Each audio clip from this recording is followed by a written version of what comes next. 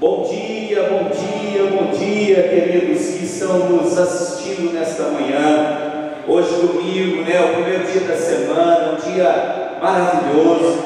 Nós estamos iniciando o nosso culto, agora às 10 da manhã. E eu quero iniciar lendo um texto maravilhoso da Palavra de Deus, que está no Salmo, capítulo 5, versículos de 1 a 3.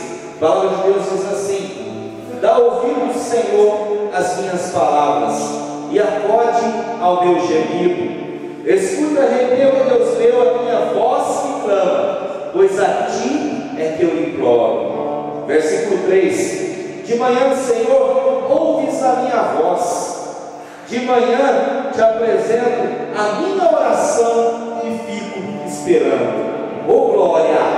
Queridos, como o texto diz, é muito bom nós buscarmos ao Senhor logo pela manhã, De manhã apresento a minha oração e fico esperando. Queridos, nós estamos aqui para apresentar o nosso clamor, para apresentar a nossa oração a Deus, em favor de nós, em favor de cada vida que está nos assistindo. E nesta manhã eu quero te convidar, para você que está nos assistindo, para você que está na sua casa ou em qualquer outro lugar, nós te convidamos para você buscar o Senhor junto conosco, em nome de Jesus. Feche os seus olhos, se você puder. Como a palavra diz, eu apresento logo de manhã a minha oração e fico esperando. Isso é o que? Isso é ter fé, isso é confiar. E eu quero convidar você, para confiar no Senhor e ver o melhor de Deus na sua vida, em nome de Jesus. Feche os seus olhos. Senhor, em nome de Jesus, nós nos apresentamos ao Senhor, como a tua palavra diz, em ti nós confiamos, em ti, Senhor, nós entregamos a nossa vida nessa manhã, e nós queremos, ó Deus, clamar para o Senhor vir nos visitar, para o Senhor vir tocar. Hoje, o primeiro dia da semana, nós clamamos para que essa semana seja uma semana de bênção, seja uma semana de milagres, seja uma semana que nós possamos experimentar o melhor do Senhor.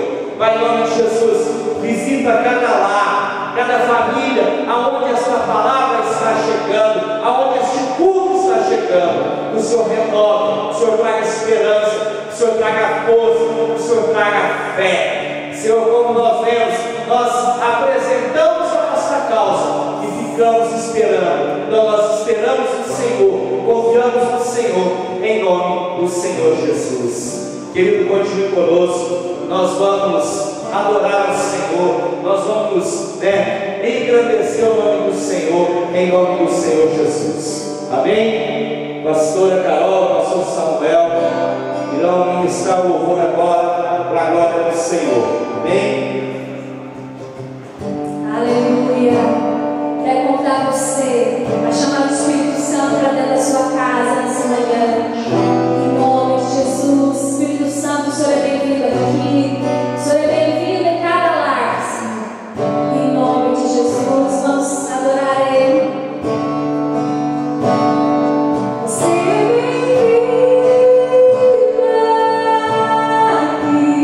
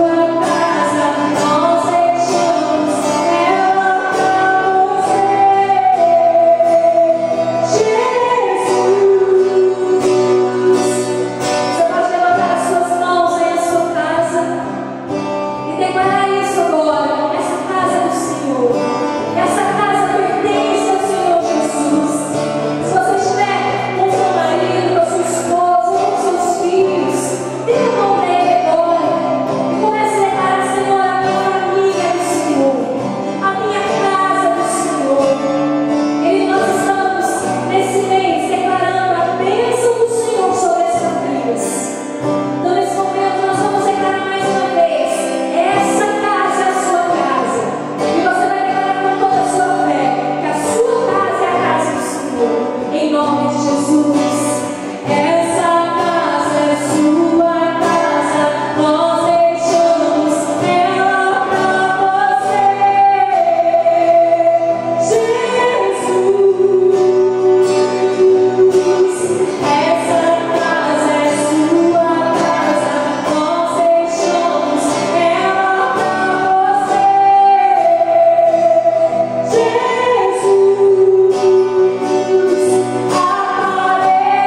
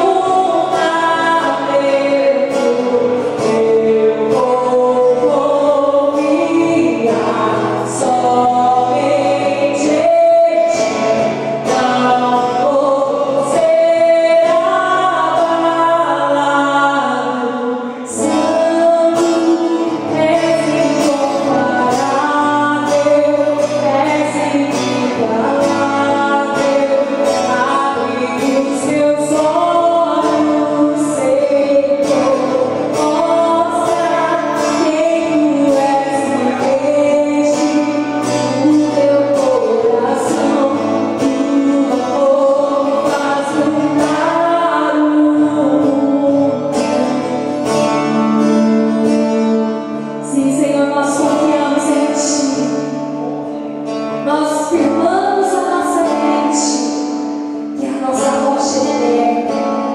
Tu és o nosso fundamento, Senhor. Querido, você pode levantar suas mãos aí na sua casa por um momento e declarar que a sua vida está firmada nele. Diga: Senhor Jesus, a minha vida está firmada na rocha que é o Senhor. Por isso, eu não serei abalada. A minha família está firmada na rocha e a minha família não será abalada. Em nome de Jesus. Amém. Glória a Deus. Querido, eu creio que o Senhor está te fortalecendo nessa manhã. Amém? Querido, se você tem alguém da sua família, um amigo, alguém que você entenda que precise receber uma palavra de força nessa manhã, eu quero encorajar você a enviar o link desse culto para essa pessoa. Manda esse convite para ela e diga para ela: vamos conhecer a palavra do Senhor juntos, vamos ouvir a palavra do Senhor juntos nessa manhã. Amém? Vamos chamar o pastor Enéas, que vai dar continuidade ao nosso culto. Bom dia novamente, queridos que estão nos ouvindo, que estão nos assistindo, né? Eu vou fazer nesse momento o nosso momento de dízimos e ofertas.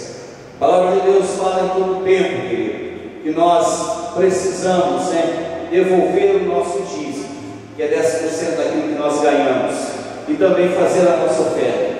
A palavra de Deus em 2 Coríntios 9, versículo 6 diz assim: e isso afirma: aquele que semeia pouco, pouco também ceifará, e o que semeia com fartura, com abundância também ceifará. Queridos, quando o apóstolo Paulo escreveu isso, ele estava ensinando que a medida que nós plantamos é a medida que nós colhemos. Se você planta 1 grão de milho, vai produzir um pé, talvez 1 ou 2 espigas de milho, e essas 2 espigas talvez vá dar uma quantidade grande de grãos de milho. Então é proporcional. E quando nós falamos de semeadura, nós falamos de nós honrarmos, semearmos no reino, na casa de Deus. E nesta manhã eu quero te convidar para você semear, para você ofertar na casa do Senhor.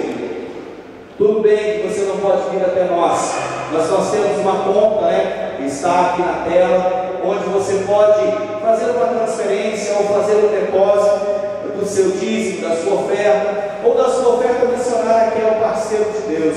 E eu tenho certeza que Deus vai te honrar. Eu sou testemunha viva disso, de ofertas, de ser fiel ao dízimo, onde Deus honrou. E eu quero dizer para você: honre o Senhor, semeie, confie em Deus, que Deus vai te suprir, em nome de Jesus. Eu quero orar por você que está nos assistindo nesta manhã, para você ver a provisão de Deus na sua vida, em nome de Jesus. Se você puder, feche os seus olhos. Eu quero orar em cima deste texto que eu acabei de ler, para você, confiar mesmo no Senhor, semear e saber que no Senhor Ele vai te honrar e vai te suprir, em nome de Jesus. Amém? Feche os seus olhos onde você estiver. Senhor, em nome de Jesus, eu quero te pedir, Pai, o Senhor visite cada vida que está nos assistindo. Pai, que o Senhor toque com o Teu Espírito Santo, e Deus, vidas nesta manhã sejam tocadas, ministradas, e aprendam a confiar no Senhor e saber que tudo que nós plantamos, nós colhemos. E quando nós plantamos, semeamos, trazemos nossa oferta, nosso dízimo, nós colhemos. E Pai, nós abençoamos cada vida que está nos assistindo, e cada vida que tem, ó Deus, honrado a sua casa, mesmo neste período de pandemia, neste período, ó Deus, que nós estamos vivendo. O Senhor, ó Deus, cuida de cada vida, de cada família, em nome do Senhor Jesus. Amém? Queridos, continuando, o nosso culto, você que está nos assistindo aí, continue conosco. Nós vamos ter um momento agora da ceia. Hoje é domingo de ceia, e daqui a pouco nós temos uma palavra maravilhosa pelo nosso bispo Rodovalho. Então continue conosco após o momento de ceia, para você experimentar aquilo que Deus tem para fazer na sua vida, em nome de Jesus. Eu quero ler um texto, né? Vou chamar minha esposa, a pastora Luciana aqui também.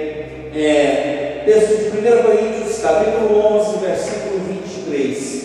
A palavra de Deus diz assim: porque o que eu recebi do Senhor, eu vos entreguei. E o Senhor Jesus, na noite que foi traído, tomou o pão e, tendo dado graças, partiu e disse: isto é o meu corpo, que é dado por vós. Fazei isso em memória de mim. Por semelhante modo, depois de haver ceado, tomou também o cálice, dizendo: este cálice é o cálice da nova aliança do meu sangue. Fazei isso todas as vezes que beberdes em memória de mim.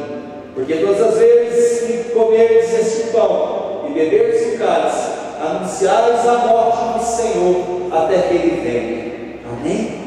O texto continua, mas eu quero parar nesse versículo. Cada vez que nós participamos desse momento de ceia, queridos, nós lembramos do sacrifício de Jesus na cruz. Nós lembramos que o preço foi pago. O corpo do Senhor Jesus foi pregado na cruz.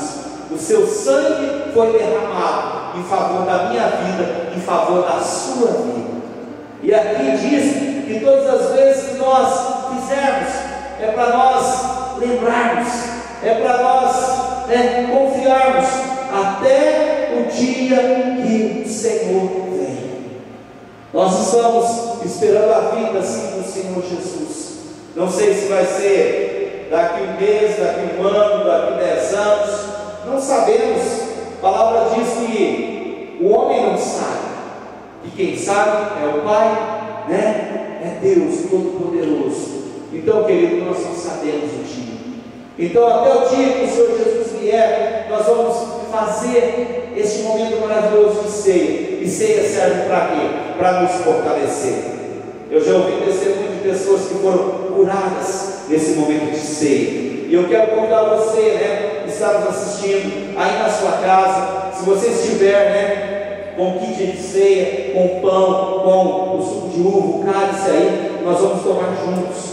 Se você não tiver, prepara aí rapidinho, para nós participarmos juntos e experimentarmos a porção do Senhor, em nome do Senhor Jesus. Eu vou pedir a minha esposa, fazer a consagração do pão e desse suco de uva e orar, e depois nós vamos tomar juntos, em nome de Jesus. Bom dia. Nós vamos agradecer a Deus por esse banquete tão especial, que é a ceia do Senhor. Eu queria primeiramente orar pelo pão, que representa o corpo de Cristo, a importância da igreja. Senhor, nós apresentamos o pão ao Senhor e nós declaramos em nome de Jesus que aqui está, Deus, simbolizando o corpo de Cristo, a igreja. Deus, ao comermos desse pão, seremos fortalecidos no Senhor. Oramos, Senhor, também pelo nosso Deus, pelo suco de uva, que representa, Senhor, ó Deus, o sangue derramado na cruz, o sacrifício que foi feito por nós, e aquele sangue nos deu o direito da vitória, aquele sangue nos lava de todo pecado, de toda acusação. Ao tomarmos desse suco de uva, recebemos alegria, recebemos a força e recebemos a certeza que todas as nossas enfermidades foram naquela cruz. O teu sangue precioso pagou o alto preço por isso. Em nome de Jesus, nós abençoamos cada um, Deus, que vai participar desse momento tão especial, em nome de Jesus. Compartilhe agora juntamente com a sua família, ou com a pessoa que está do seu lado, que é batizado, que passou pelas águas, que está vinculado a uma igreja. Vamos tomar juntamente agora, juntamente com a sua família, em nome de Jesus. Você que comeu do pão, você que tomou do suco de uva, olhe agora com ela, fortalece você como família. Nós estamos agora com uma bênção, campanha Bênção da Família do mês de maio, agora vamos tomar junto, que Deus venha fortalecer a sua família, Deus venha fortalecer esse momento tão especial da ceia, em nome de Jesus.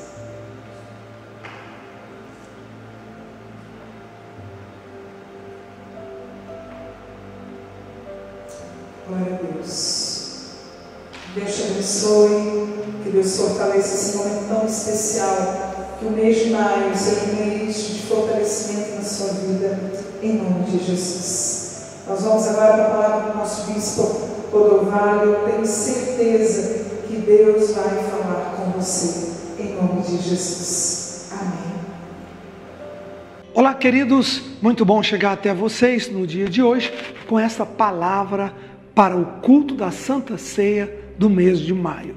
Aliás, o mais importante culto nosso, né, gente? Santa Ceia é o culto da proteção, onde o Cordeiro de Deus entra em nossa casa, o pão, o cálice que representa o sangue de Jesus. Nós vamos passar o sangue de Jesus, primeiro tomá-lo, depois passar em nossa mente, na esposa, nos filhos, com todos que estão conosco. Amém? Graças a Deus. Muito bom ter você, muito bom ter, não é? Bispa Lúcia já abriu o culto aqui hoje, muito gostoso, tudo que nós tivemos, inclusive recebendo força do pão e do cálice. E agora eu quero entrar na palavra do Senhor para este mês, palavra do Senhor para esta semana, claro, mas como é a palavra da Santa Ceia, quero continuar falando sobre quarentenas, mas eu quero falar da quarentena hoje, da Arca de Deus, da presença de Deus. Como é que é isso, bispo? Pois é, como é que é isso, né? Como é que é isso? Até a presença de Deus, a arca da aliança fica em quarentena? Pois é, dependeram da relação com os homens, fica. Dependeram do relacionamento, da circunstância, as coisas, né, acabam acontecendo assim. Nós vimos lá no Velho Testamento, e hoje nós vamos estudar isso, dois momentos, dois períodos fantásticos. Dois períodos que tinham a ver com a arca. Primeiro, que Israel considerava a arca de Deus a força da nação. A arca de Deus, que representa a presença de Deus, a arca representa a presença, era a força da nação. Os Salmos, Davi diz isso, né? Salmo Davi diz isso, a tua arca, a arca da tua força. Quando a presença de Deus está em nossas vidas, nós somos fortes. Nossa casa é forte, nossa saúde é forte, nossas finanças é forte. Quando a arca, a presença de Deus está conosco, nós temos força. Mas quando a presença de Deus também vai, aí nós nos enfraquecemos. Aí nós perdemos o vigor e a capacidade de lutar e vencer. Está amarrado. Mas acontece assim. Hoje eu quero falar com você sobre uma comparação de dois períodos importantes, com muitos anos de diferença um do outro. Um período de Saul e Samuel, né, que eles viviam, e um período de Davi, que conviveu, que já era rei. Ambos conviveram com a arca, ambos tiveram uma relação com a arca. Eu quero começar no capítulo 6, põe para mim aí, capítulo 6, versículo 1 a 10, capítulo 6, versículo de 1 a 10, de 1 Samuel. Diz assim: 7 meses estava a arca do Senhor na terra dos filisteus. Por que a arca foi parar na terra dos filisteus? Ficou 7 meses lá. A arca era a força da presença de Deus que tinha que estar em Israel, que tinha que estar no santuário. Nessa época, o santuário era em Siló, não é? Era em Siló. E lá eles tinham todos os ingredientes, a arca, não é? Tinha de Moisés, que veio desde o tabernáculo de Moisés até eles. A parte do tabernáculo estava lá. Então, 7 meses a arca foi tomada pelos filisteus. Na batalha em que morreu Eli, o sacerdote, morreram seus filhos. Morreu Eli, morreu seus filhos, né? Morreram seus filhos. E aí, Hofni e Finés, e a partir daí a arca foi para os filisteus, os filisteus achando que a arca seria força para eles. Olha que loucura! A arca só é força quando ela está nas mãos de gente santa, nas mãos das pessoas certas. A presença de Deus, a gente não brinca com ela. A presença de Deus, a gente honra a presença de Deus. Não é isso? Então, eles levaram a arca para os filisteus, e o que aconteceu? Vamos ver? E aí, diz assim, eles chamaram os sacerdotes, os adivinhadores, e disseram: que faremos da arca do Senhor? Faz-nos saber como a devolveremos para o seu lugar. Por que eles queriam devolver a arca? Porque ao invés de ser bênção, foi praga, peste, foi maldição que eles escolheram. E aí eles disseram: quando enviardes, respondeu versículo 3, quando enviardes a arca de Deus, não enviareis vazias, enviá-las a seu Deus como uma oferta pela culpa. Eles já estavam sentindo culpados, eles já sabiam que tinham feito coisas erradas, levando a arca de Deus para um lugar ímpio, para uma nação que não tinha nada a ver. Colocou a arca de Deus na casa de Dagon, o Deus blasfemo deles, não no santuário do Senhor. Então eles disseram: redime a sua culpa, e aí mande uma oferta. O que eles mandaram? E então sereis curados e sabereis, porque a sua mão se não tira de vós. Porque eles estavam, a nação, sob uma epidemia muito séria, né? Qual será a oferta? Eles perguntaram. Para a culpa. Eles responderam: segundo o número dos príncipes dos filisteus, eram 5 estados com 5 príncipes. Segundo o número dos príncipes, enviareis 5 tumores de ouro, 5 ratos de ouro, porque a praga é uma sobre todos vós. Eles tiveram uma praga de ratos, que provavelmente trouxe uma doença. A doença dava tumores neles, né?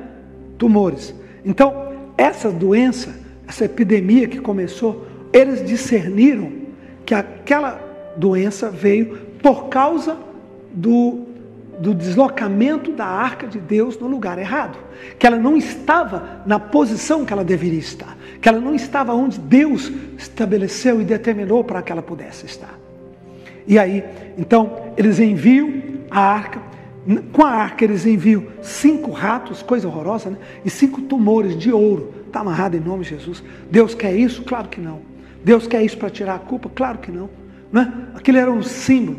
Bom, eles mandaram a arca de Deus para onde? Agora eu quero ir com o capítulo 7. Eles mandaram a arca de Deus, e essa arca chegou na cidade de Kiriat Jearim, que era uma cidade no limite, na divisa de Israel. E a Bíblia diz que foi para uma cidadezinha pequenininha, lá em Kiriat Jearim, chamado Bet-Semes. Bet-Semes é uma cidade de levitas. Então, estava aparentemente chegando a arca no lugar certo. Gente que sabia, gente que tinha conhecimento, gente que tinha entendimento, porque eram levitas. Mas, negativo. O que é que acontece? Quando ela chega lá em Bet-Semes, olha isso. Diz assim: feriu o Senhor os homens de Bet-Semes, porque eles olharam para a arca do Senhor. 70 homens. E o povo chorou, porquanto houve uma grande calamidade entre o povo. Que triste, né?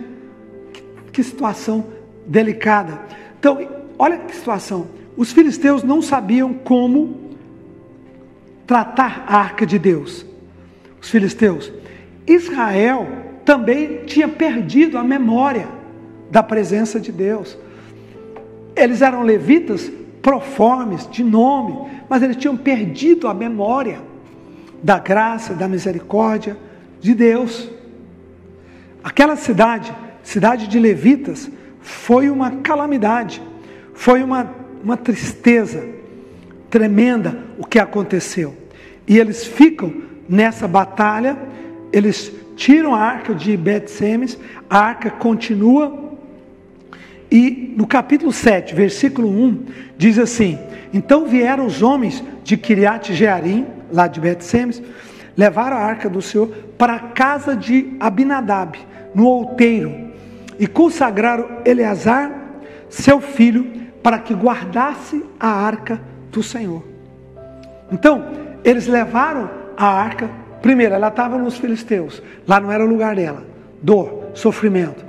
Traz para Bet-Semes. As pessoas de Bet-Semes, embora levitas, eles não sabiam como lidar, eles não sabiam como mover na presença de Deus, eles não sabiam como discernir o mundo espiritual. Você sabe discernir o mundo espiritual na sua vida? que é o mundo espiritual para você? Quando a presença de Deus se manifesta na sua vida, como você reage? Com amor, com temor, com alegria? A Bíblia diz que esse pessoal de Kiriat Jearim meteu o rosto lá, abriu, né, sem nenhuma santidade, sem nenhuma reverência, abriram a arca, levantaram a tampa da arca e puseram o rosto lá. Foi dor, né? Só problema, só consequência. E aí eles pegam essa arca de Deus, levam para a casa de Aminadab e consagram um dos filhos de Aminadab, Eleazar, para ser o sacerdote. E a Bíblia diz que no versículo 3, versículo 2, 1 Samuel 7:2, sucedeu que desde aquele dia, ficou a arca em Kiriat Jearim, tantos dias que se passaram 20 anos. 20 anos. A arca na casa de Abinadab, sendo Eleazar seu filho, para cuidar. Falou Samuel a toda a casa de Israel, dizendo: se é do vosso coração que voltais ao Senhor, tirai entre vós os deuses estranhos, asterotes, preparai o coração ao Senhor, servi a Ele. Então os filhos de Israel tiraram de si os Baalins, Astarotes, e serviram ao Senhor seu Deus. Que triste. 20 anos. Interessante que Samuel já estava lá, já era profeta. Samuel já era juiz. Mas ninguém chegou para Samuel para pedir orientação sobre o que fazer com aquela arca. A gente não vê Samuel falando ou interagindo com aquela arca. Não vemos. Bom, 20 anos, nada aconteceu. O país debaixo de problemas, o país debaixo de derrota, o país debaixo de sofrimento. 20 anos. Samuel, por ordem de Deus, unge Saul. Saul erra, Saul peca, Saul não anda com Deus. E aí nós chegamos no tempo de Davi. Davi torna-se rei. A primeira providência de Davi, qual foi? Trazer a arca da casa de Abinadab, lá em Kiriat Jearim, para Jerusalém. Primeira providência. Porque Davi discerniu, a arca é a força. Olha nos Salmos de Davi. Quantas vezes Davi chama a presença, a arca de Deus, a força do Senhor. E aí nós vamos para o livro de 2 Samuel, capítulo 6, versículo 1. 2 Samuel 6, 1. Agora já é Davi, não é mais Samuel. Samuel ajudou, Samuel orientou, Samuel trouxe o livramento, Samuel trouxe avivamento. E o mais importante que Samuel fez, estabeleceu o sucessor, Davi. Colocou Davi no trono, ungiu a Davi. E aí diz assim: tornou Davi a juntar os escolhidos de Israel em número de 30.000. 30.000. Dispôs com todo o povo que tinha consigo, partiu para Baalá de Judá para levarem de lá para cima a arca de Deus, sobre qual invoca o nome do Senhor dos Exércitos, que se assenta acima dos querubins. Puseram a arca de Deus num carro novo e a levaram da casa de Abinadab, olha onde ela estava, 20 anos, da casa de Abinadab, que estava no outeiro, e Uzá e Aiô, filhos de Abinadab, guiavam o carro novo. Levaram a arca de Deus da casa de Abinadab. Davi e toda a casa de Israel alegraram-se perante o Senhor, com toda sorte de instrumentos, de faia, harpas, saltérios, tamboris, pandeiros, símbolos. Quando chegaram à eira de Nacon, estendeu a mão para segurar a arca de Deus, porque os bois tropeçaram. Então a ira do Senhor se acendeu contra Uzá, e ali ele morreu. Que triste, que triste. Mas Davi lembrou que a arca não podia ficar lá na casa de Abinadab. Não podia. Onde que eles deixaram? Eles, naquele acidente, naquela tragédia, eles põem a arca de Deus. A ira do Senhor se acendeu contra Uzá, Deus o feriu, e ali ele morreu. Estou lendo no versículo 8. Versículo 8. Desgostou-se Davi, porque o Senhor irrompera contra Uzá, chamou aquele lugar Pérez Uzá. Temeu a Davi e disse: como virá a mim a arca do Senhor? Davi não a quis retirar para si, mas a fez chegar na casa de Obed-edom, o geteu. 3 meses ela ficou com Obed-edom, e o Senhor abençoou Obed-edom em toda a sua casa.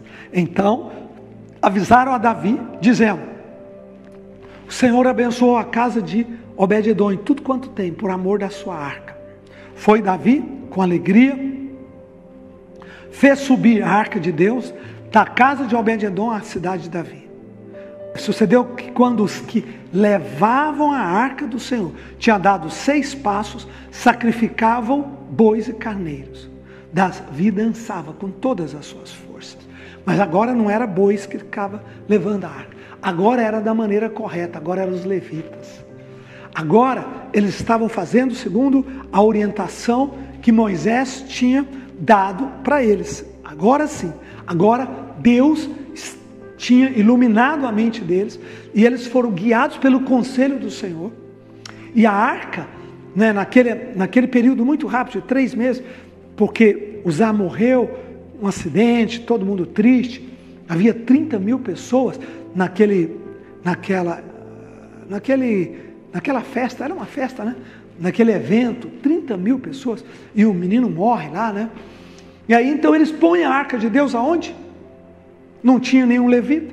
Obed-edom, o geteu. Edom, a palavra Edom vem dos edonitas. Geteu vem da cidade de Golias. Golias de Gate. Geteu é alguém que morava em Gate. Então a única pessoa que se dispôs a receber a arca de Deus na sua vida, na sua casa, foi Obed-edom, que não era levita, que não era nem israelita, puro sangue, não era. Mas ele disse: traz a arca de Deus para cá. Nós vamos, é o Senhor, é a força de Israel, é a bênção de Israel, traga a arca de Deus, nós vamos honrar o Senhor. E ele, não sei o que ele fez, ele deve ter colocado adoradores, cantores, palavra, né? Ele deve ter enchido a sua vida, a sua família, da presença de Deus, dos livros da lei, né? E Deus aprovou aquilo, Deus abençoou Obed-edom e abençoou a sua casa. Mas a bênção foi tão forte que isso vazou para todo mundo, que isso correu entre os vizinhos, entre os amigos, isso foi e chegou a Davi no palácio. O Senhor abençoou a Obed-edom, e aí Davi disse: eu preciso trazer a arca. Davi nunca abriu mão de um propósito, a arca de Deus perto, aqui no palácio do governo, perto da minha vida. Davi nunca abriu mão disso. Você abre mão da arca de Deus nesses dias de quarentena? Como é que tem sido? Como é que foi para você nesses dias de quarentena? Muita gente diz: eu não posso ir na igreja, então, né, não estou muito lendo a Bíblia, não estou muito orando. Por quê? A arca de Deus precisa estar na tua casa. Deus não olhou se Obed-edom era levita, não olhou se ele era descendente de Israel. Deus abençoou o seu coração, Deus abençoou a sua alma, Deus abençoou sua casa, por causa daquilo que Deus viu dentro do coração dele. Foi isso que Deus fez, e Ele vai fazer de novo hoje. Se a arca de Deus estiver na sua casa, se a presença de Deus estiver na sua casa, tenha certeza que por amor à arca do Senhor, Deus irá abençoar você, proteger sua família contra doenças, maldições, contra peste, contra falência financeira, né? O Senhor Deus vai abençoar toda a sua casa, como Ele abençoou a casa de Obed-edom. Deus é fiel para abençoar todos que precisam desta presença maravilhosa. Amém, gente? Graças a Deus, dá para falar graças a Deus? Aleluia. Eu quero contar uma história para vocês. Visita minhas redes sociais. Eu vou pôr um vídeo nas redes sociais da Sara, minha, né, todos os canais. Vou disponibilizar em tudo. É uma história sobre uma Bíblia, que é a coisa que eu mais ouvi até hoje, que mais aproxima deste fato bíblico, levam a arca para a casa de Abinadab. Abinadab era levita, depois leva para a cidade de Bet-Semes, todo mundo era levita, mas se perdem. Nada, não tem nada útil ali. Leva num acidente a arca, os bois tropeçam, não deviam estar levando sobre bois, porque a arca se carregava nos ombros dos levitas, sangrava, a presença de Deus era carregada no ombro daqueles que amam o Senhor. Até hoje é assim, né? Daqueles que trazem sua palavra, sua presença. A arca de Deus não vem por artifício, telões bonitos, né? LEDs, data show, não é tecnologia, não, a arca de Deus é lágrima, a arca de Deus é joelho no chão, a arca de Deus é coração, a arca de Deus é a presença de Deus, é aqui, ó, no ombro, né? No coração que nós levamos. Eu recebi um vídeo e eu amei esse vídeo, que é o que eu disse, que mais se aproxima. Todo mundo conhece o presidente Donald Trump dos Estados Unidos, mas eu não sabia a origem dele, da sua família. E esse vídeo vai te mostrar. Vai lá, assiste. É um pastor americano pregando, falando de uma Bíblia que a vozinha, tetravó do presidente Trump, lá na Escócia, ela era uma mulher de avivamento, 80 e tantos anos, orava por avivamento, cria em avivamento. Ela e a irmã moravam juntas, e Deus derramava o Espírito, e Deus fazia milagres, e elas tinham uma Bíblia, que era uma Bíblia muito especial para ela, Bíblia, provavelmente a linguagem de Scofield, né? E elas liam aquela Bíblia e tal. Bom, quando ficaram muito velhinhas, as filhas foram para os Estados Unidos, ela deu a Bíblia dela para a filha, leva essa Bíblia, minha filha. Essa é a Bíblia do avivamento. Essa é a Bíblia que eu li a vida inteira. Essa é a Bíblia que marcou a nossa história. A filha levou. A filha vive nos Estados Unidos, entra com aquela dificuldade, né? Peregrinos, aquelas gerações que chegaram. A filha fica velhinha, pega a Bíblia, passa a Bíblia para a filha dela. Já é 3 gerações. Certo? 3 gerações. Ali, a família lutando, começam a fazer fortuna. A filha da vozinha passa a Bíblia para seu neto, Donald Trump. A Bíblia está com ele hoje. Interessante, não é não? Uma Bíblia como muitas. Uma Bíblia que poderia estar na estante cheia de poeira. A sua Bíblia está cheia de poeira? Como é que é a arca de Deus com você? 20 anos sem nenhum movimento, ou 3 meses, e os milagres de Deus começam a aparecer. Como é que é? Como é que funciona na sua família? Nas suas finanças, na sua saúde? Eu fiquei impressionado com isso, sabia? Fiquei impressionado. Gente, uma Bíblia, mas uma Bíblia que tinha uma expectativa. Olha, a minha Bíblia era da nossa tetravó, que era uma mulher de avivamento. Lê lá nos textos, onde está marcado. Olha isso. Quer dizer, presta atenção. O objeto físico não tinha diferença. O que fazia diferença era a expectativa e o coração das duas famílias. Abinadab, 20 anos, Obed-edom, 3 meses. O que fazia diferença era esse coração. Era a expectativa da manifestação de Deus que fazia a diferença. É essa diferença que muda a nossa história, que muda a nossa vida completamente. Neste mês, em nome de Jesus, eu estou profetizando que o Deus eterno vai agir e abençoar a sua casa, vai agir e abençoar as nossas cidades, nosso país, né? A presença do Senhor, Ele é um Deus fiel e verdadeiro, Ele é um Deus que se levanta, Ele é um Deus que tem todo o poder e que a sua presença está na sua casa. Jesus diz, onde estiverem reunidos 2 ou 3 em meu nome, ali eu estarei. Então agora aí, de manhã, agora nesse momento, onde você está, nesse instante, tem aí sua esposa, seus filhos, a presença de Deus está com você, a palavra de Deus está com você. Amém? Por quê, bispo? Porque ela manifesta a presença do Senhor. A palavra de Deus, a Bíblia Sagrada, quer seja a Bíblia em papel, né, físico, quer seja ela online, mas honra essa palavra. Quando você tocar na Bíblia, sabe que você está tocando na presença de Deus. Você está tocando no poder da sua palavra. Eu contei isso uma vez, um grande homem de Deus, um grande avivamentalista da Inglaterra, Smith Wigglesworth. Ele também tinha uma Bíblia, ele carregava a Bíblia dele. E uma vez, eu não sei por que circunstância, ele adoeceu.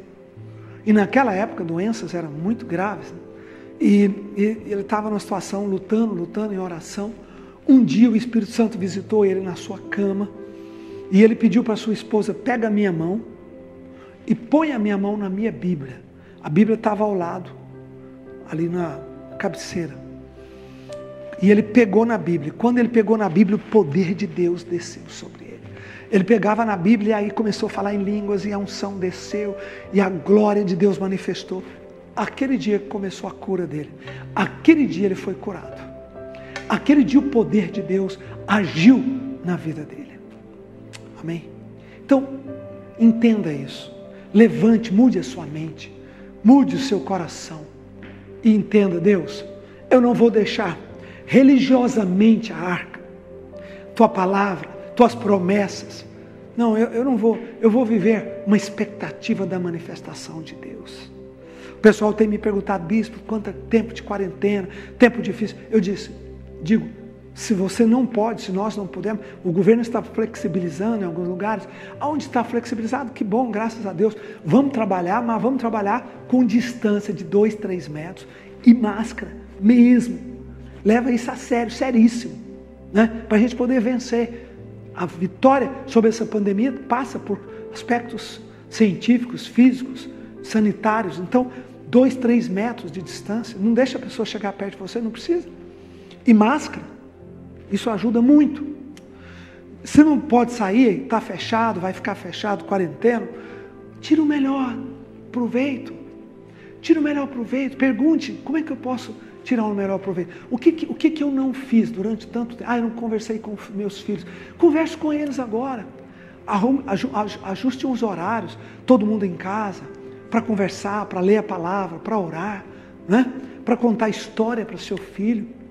A vida calma, às vezes Deus permite tudo isso, aquietando o nosso universo, para que haja compensações. Olha, a natureza está sendo já beneficiada com essa quarentena mundial de todas as nações, oceano mais limpo, né? Buraco de ozônio se fechando. Dá uma olhadinha lá no Ciência e Fé. Ciência e Fé, a gente falou muito sobre isso, né? Os efeitos que tudo isso tem. E quarentena era um método de Deus na Bíblia, de purificação. Então Deus está purificando o nosso povo, nossa geração. Ao invés de ficar lutando, eu tenho que sair, eu tenho que fazer isso. Não, aproveite. Faça o que você nunca fez. Lá, eu não quis tocar nisso ainda, mas Deus tira Israel da terra prometida nos dias de Jeremias e manda para a Babilônia. 70 anos. 70 anos. E Daniel ficou doido, maluco. O que é isso? Quantos anos vão ficar aqui nessa quarentena? 70 anos. E aí Daniel foi estudar por que 70 anos. E ele descobriu que 70 anos tinha a ver com os 70 sábados. 70 anos tinha a ver com o número de sábados de cada ano vezes 70. A terra não descansou em 70 anos. Então Deus tirou-os. Que coisa doida, né? Que coisa doida. Que hoje sábado não tem nada a ver conosco, não é um mandamento para nós. Mas, como Deus administra a vida humana. Então, aproveite, muda a sua mente. Ao invés de ficar se debatendo, calma, Deus é Senhor, Ele governa, Ele sabe mais que eu. Calma, Deus é nosso Pai, eu vou tirar o melhor. Eu vou ter tempo de oração com a minha mulher, com meus filhos, eu vou estudar a palavra, eu vou acompanhar as lives dos meus pastores, dos meus líderes, né? Tem muita coisa rica para você crescer, eu vou fazer um curso, eu vou mudar, eu vou me alinhar àquilo que os sinais de Deus estão me mostrando. Ao invés de eu me debater, eu vou me alinhar. Amém? E entenda que a arca do Senhor foi para a sua casa. Imagina o privilégio de Obed-edom, um edomita, um geteu, ter a arca de Deus na casa dele. Imagina o seu privilégio de tomar a Santa Ceia hoje com a sua família. Que privilégio maravilhoso. Ao invés de pensar isso como punição, pense como privilégio. Nós estamos voltando à igreja do livro de Atos, onde de casa em casa eles partilhavam o pão, né? Onde eles viviam essa vida íntima de família graciosa. Amém? E o Senhor abençoou a casa de Obed-edom. E agora eu quero que você ponha a mão no coração e diga: e o Senhor abençoou, ponha o seu nome, a minha casa, a minha família, a minha vida, as minhas finanças. E o Senhor abençoou cada um de nós, no nome de Jesus. Amém, amém e amém. Dá para dizer amém? Mais forte? Graças a Deus. Que palavra abençoada que nós acabamos de ouvir do nosso bispo. Palavra essa que eu tenho certeza que ela mexeu no seu coração, que ela mexeu, né, na sua alma. E eu tenho certeza que a partir de hoje, a partir desse domingo, a tua vida não será mais a mesma. Eu queria fazer esse momento muito especial. Hoje é o Dia das Mães, né? Eu sou mãe, né? Daqui a pouco estou indo almoçar com a minha mãe. E eu queria, nesse momento, orar por você, né? Você tem um papel fundamental na família, né? Deus nos concedeu a gerar filhos, né? E é a coisa mais preciosa. E eu queria orar por você, né? Você que é mãe, você que tem aí pertinho do seu filho, pega o seu filho pertinho. Queria te abençoar, dizer que Deus te abençoe, que Deus te guarde nesse papel tão maravilhoso. Em nome de Jesus, Senhor, nós abençoamos cada mãe, Deus, que está agora ouvindo essa palavra, assistindo esse culto. Deus, em nome de Jesus, Deus, que cada mãe possa ser fortalecida, abençoada no Senhor. Deus, que possa ter a sabedoria dos céus, que possa ser uma mulher sábia que edifica a sua casa. Deus, nós abençoamos a força do Senhor sobre essa vida. Nós abençoamos, Senhor, cada mãe que está nos ouvindo, que seja abençoada em nome de Jesus. Nós te abençoamos, querido, que você possa receber aqui da família Sara Nossa Terra riquezas e bênçãos sobre a tua vida em nome de Jesus. Você que está pela primeira vez assistindo esse culto também, quero que você possa tocar a mão do seu coração, que você possa entregar a sua vida a Ele, ao nosso Senhor Jesus Cristo. Coloca a mão sobre o teu coração, entrega agora a sua vida. Fala-se comigo: Senhor Jesus, eu entrego a minha vida, eu entrego o meu coração a Ti. Escreve meu nome no livro da vida e me dá o direito da vida eterna, em nome de Jesus. Senhor, nós abençoamos essa vida que entregou agora, o seu coração a Ti. Escreve no livro da vida esse nome e que essa vida possa ser transformada em nome de Jesus.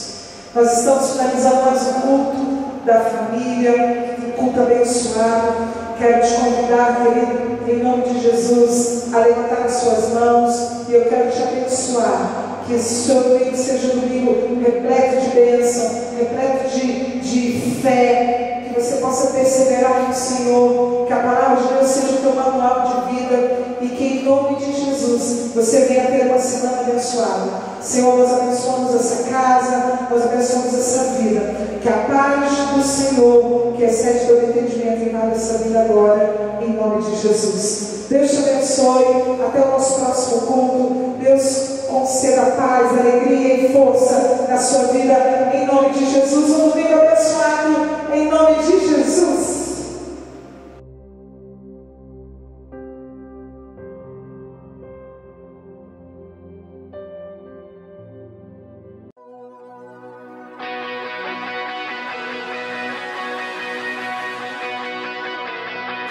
já